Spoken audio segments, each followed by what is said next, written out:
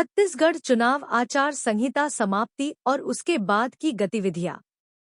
छत्तीसगढ़ में चुनाव आचार संहिता की समाप्ति 5 जून को हो रही है।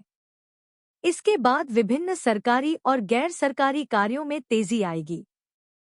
चुनाव आचार संहिता का मतलब होता है कि चुनाव के दौरान सरकार और प्रशासन को कुछ नियमों का पालन करना होता है ताकि चुनाव निष्पक्ष और स्वतंत्र तरीके से हो सके। जब यह आचार संहिता समाप्त होती है तो कई रुके हुए कार्य पुनः शुरू किए जाते हैं। आइए इस पर विस्तार से चर्चा करें। चुनाव आचार संहिता क्या है? चुनाव आचार संहिता एक सेट नियमों का समूह है जो चुनाव के समय लागू होते हैं। इसका मुख्य उद्देश्य चुनाव प्रक्रिया को निष्पक्ष और स्वतंत्र बनाना है। इस दौरान निम्नलिखित कार्यों पर प्रतिबंध होता है। सरकारी योजनाओं की घोषणा, किसी नई योजना या प्रोजेक्ट की घोषणा नहीं की जा सकती। विकास कार्य, नए विकास कार्य शुरू नहीं किए जा सकते। सरकारी कर्मचारियों के तबादले, चुनाव के दौरान सरकारी कर्मचारियों के तबादले पर रोक होती है। सरकारी धन का उपयोग, सरकारी धन का उपयोग चुनाव प्रचार के लिए नहीं किया जा सकता। प्रचार के नियम, राजनीतिक पार्टियों को चुनाव प्रचार के दौरान नियमों का पालन करना होता है, जैसे कि पोस्टर लगाने, भाषण देने और जुलूस निकालने के समय। चुनाव आचार संहिता की समाप्ति 5 जून को छत्तीसगढ़ में चुनाव आचार संहिता समाप्त हो जाएगी। इसके बाद राज्य में कई महत्वपूर्ण कार्य फिर से शुरू हो जाएंगे। चुनाव आचार संहिता की समाप्ति के बाद निम्नलिखित कार्य किए जा सकते हैं। विकास योजनाओं की घोषणा और कार्यान्वयन, नई विकास योजनाओं की घोषणा की जा सकेगी और रुके हुए विकास कार्यों को पुनः शुरू किया जा सकेगा। सरकारी कर्मचारियों के तबादले, आवश्यकतानुसार सरकारी कर्मचारियों के तबादले किए जा सकेंगे।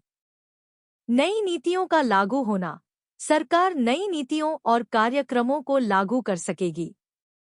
बजट का उपयोग, विभिन्न परियोजनाओं के लिए बजट का आवंटन और उपयोग किया जा सकेगा। आचार संहिता के बाद के संभावित कार्य।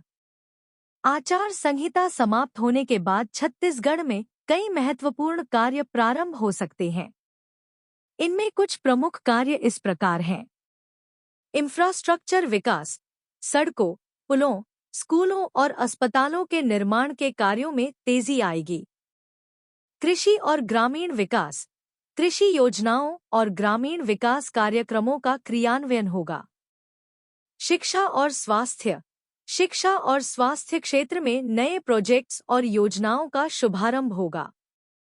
औद्योगिक विकास, नए उद्योगों की स्थापना और मौजूदा उद्योगों के विस्तार के लिए प्रयास किए जाएंगे।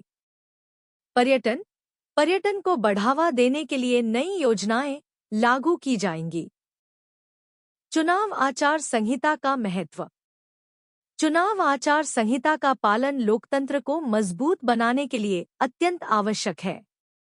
यह सुनिश्चित करता है कि चुनाव निष्पक्ष और स्वतंत्र तरीके से हो और किसी भी प्रकार की गड़बड़ी न हो। आचार संहिता के अंतर्गत निष्पक्षता बनी रहती है, सभी राजनीतिक दलों को समान अवसर मिलता है।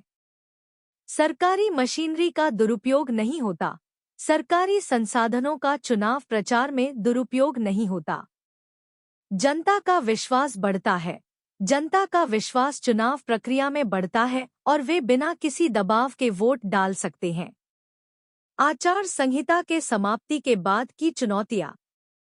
चुनाव आचार संहिता के समाप्ति के बाद सरकार और प्रशासन के सामने कुछ चुनौतियां भी होती हैं।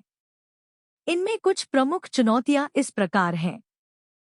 तुरंत क्रियान्वयन, रुके हुए कार्यों को तेजी से शुरू करना और उन्हें समय पर पूरा करना। वित्तीय प्रबंधन, विभिन्न परियोजनाओं के लिए आवश्यक वित्तीय संसाधनों का प्रबंधन।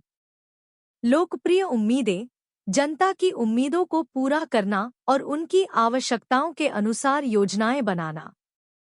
समन्वय, विभिन्न विभागों और एजेंसियों के बीच समन्वय स्थापित करना।